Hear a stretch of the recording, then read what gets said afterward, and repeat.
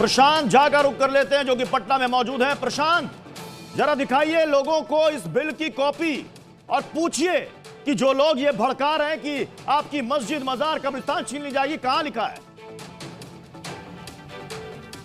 बिल्कुल प्रत्युष, मैं बात करता हूं। देखिए, मैं फुलवारी शरीफ में हूं और यहां मैं बात करता हूं कि आप कागज की मानेंगे या काजी की मानेंगे? मैं कागज को भी मानूंगा, काजी को भी मानूंगा, मगर नरेंद्र मोदी, अमित शाह जो बिल को संसद में लाए हैं और जिस तरह से उन्होंने अच्छी अच्छी बात संसद में बोला है, इसको जमीन पर लाएंगे तो मुसलमान विश्वास करेगा। अच्छा, ये बताइए कि इस कागज में जो लिखा हुआ है, नहीं, हम इसको मानेंगे, हम इसको, मगर ये जमीन पर अमल पर उतरे तब ना।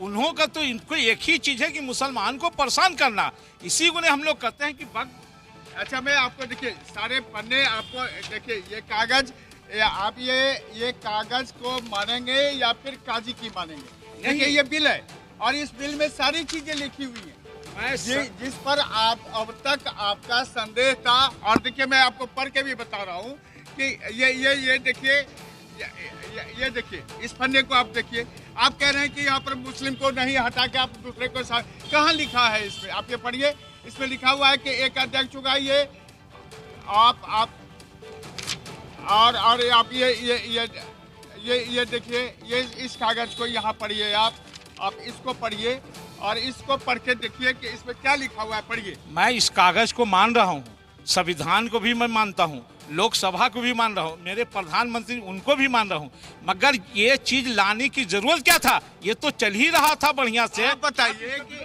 आप बताइए कि आप कागज की मानेंगे या फिर काजी की मानेंगे?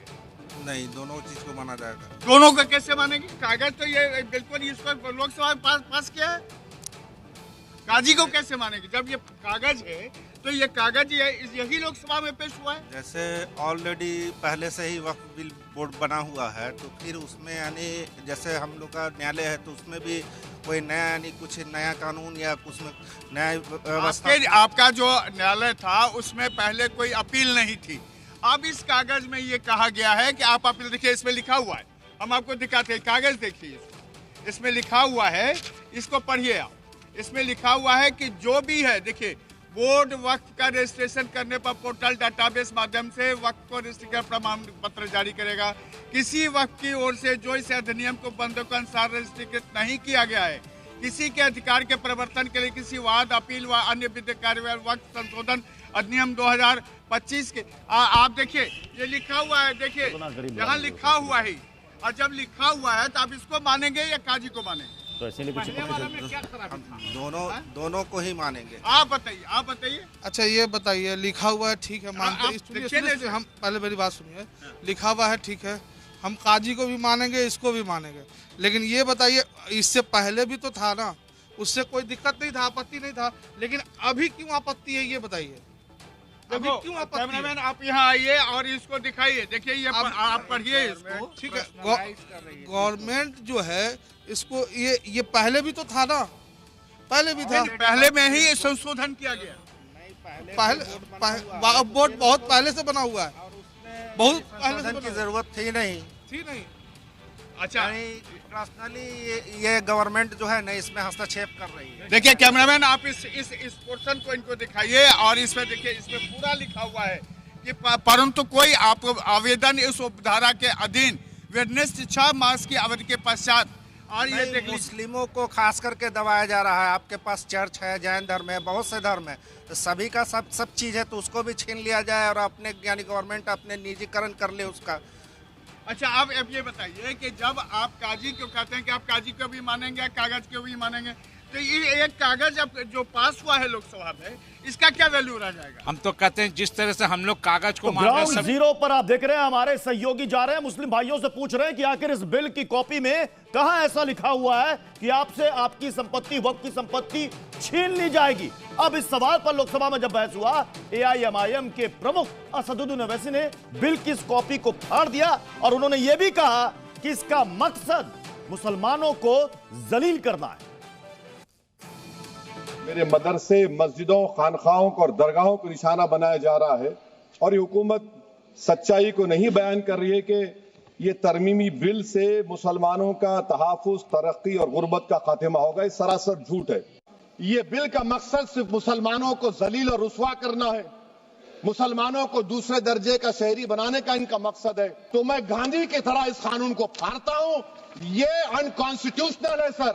इस देश में झगड़े पैदा करने का काम बीजेपी करना चाहती है मस्जिद और मंदिर के नाम पर। इसीलिए मैं इसका कंडेम करता हूं और मैं आपसे गुजारिश करता हूं कि मैंने अपने 10 अमेंडमेंट दी है, आप इसको कबूल करिए।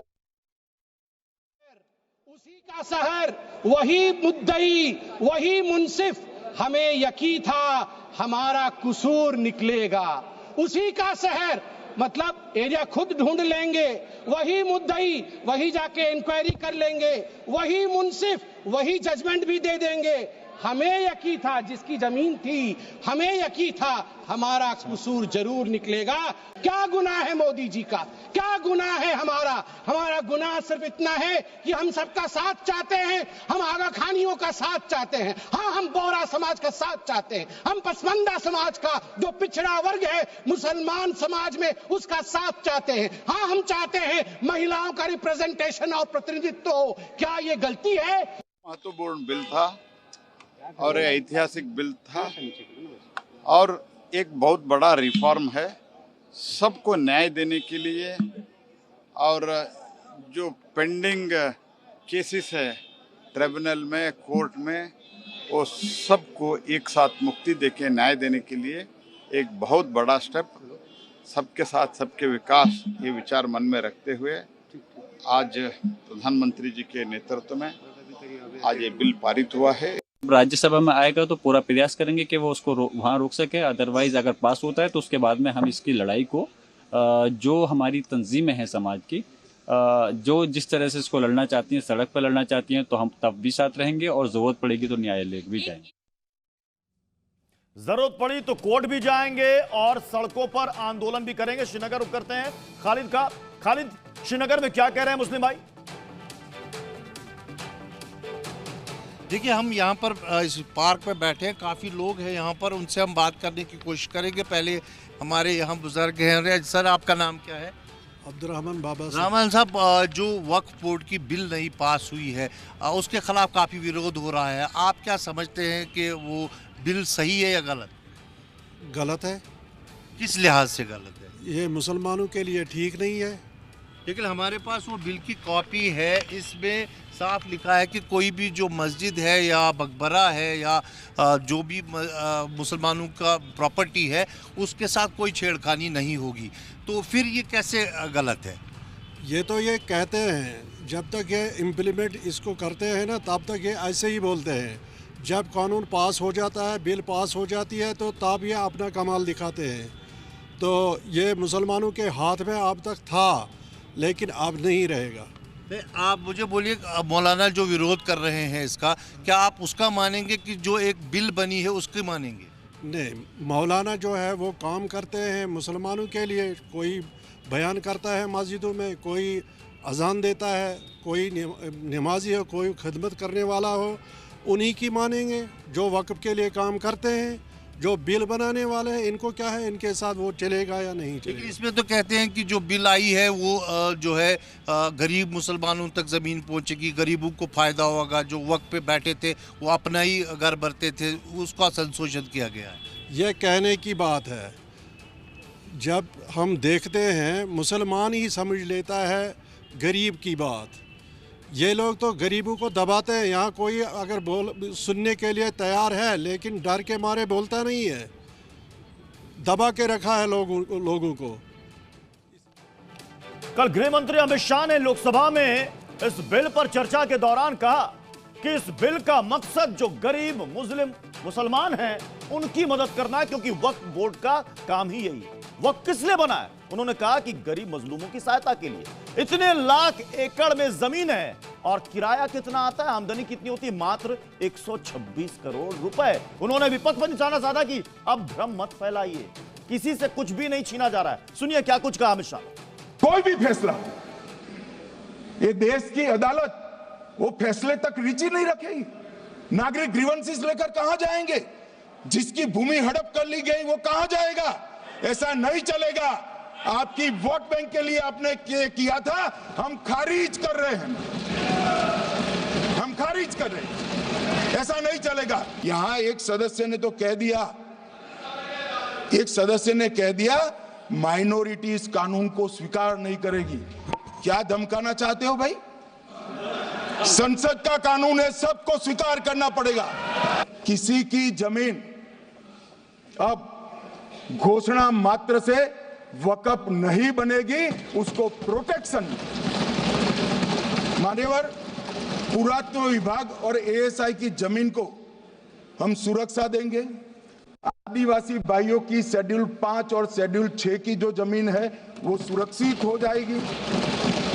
निजी संपत्ति जो आम नागरिकों की है वो भी सुरक्षित हो जाएगी।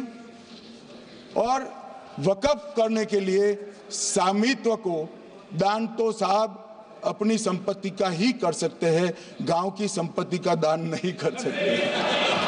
अगर किसी मंदिर के लिए जमीन खरीदनी है तो जमीन की मालिकी किसकी है वो हमारे देश में कौन तय करता है?